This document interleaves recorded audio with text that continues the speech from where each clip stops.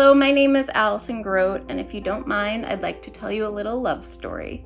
Back in the summer of 2014, I was 31 and just starting to dip my toe back into the dating pool.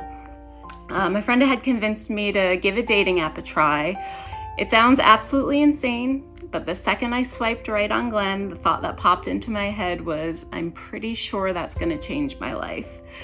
From the get-go, we wanted to keep things light, so no pressure to jump into a relationship or anything serious. Looking back now, that's pretty comical because little did I know how serious life was about to get. I'd been having some pain and bleeding for some time, and on a Monday morning at the end of that October, I found myself waking up from my colonoscopy with my doctor standing over me telling me it's cancer.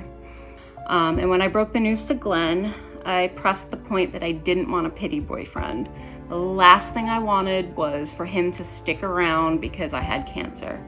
The first year of our relationship, I was in and out of radiation and chemo. I would only see Glenn on the days that I felt well. He was the light at the end of every chemo cycle, and I was absolutely falling for him. When treatment failed to completely kill the cancer, I was told that body-altering surgery was my only chance at a complete response. I remember groggily being wheeled into the OR and turning to the nurse on the side of my gurney and begging her to tell my surgeon that he has to save me because I just fell in love. When I woke up in my hospital room the next day, Glenn was sitting across from my bed with flowers in his hand. I wish I could end the story at this point and tell you that we've been living our happily ever after, but unfortunately that's not the case.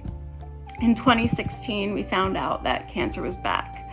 My chance of survival had dropped from 90 to 30%, and there was more devastating surgery ahead of me.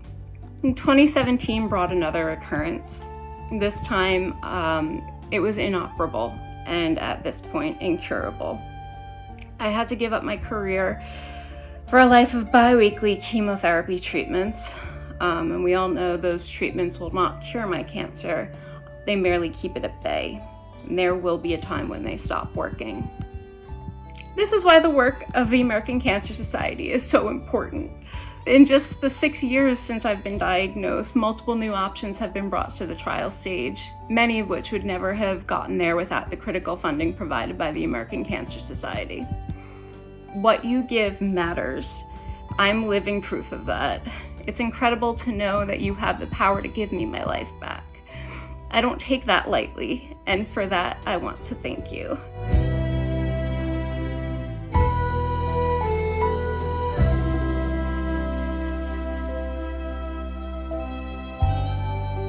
On behalf of the staff, the volunteers, and everyone that we serve here at the American Cancer Society, I just wanted to say thank you for your continued and generous support.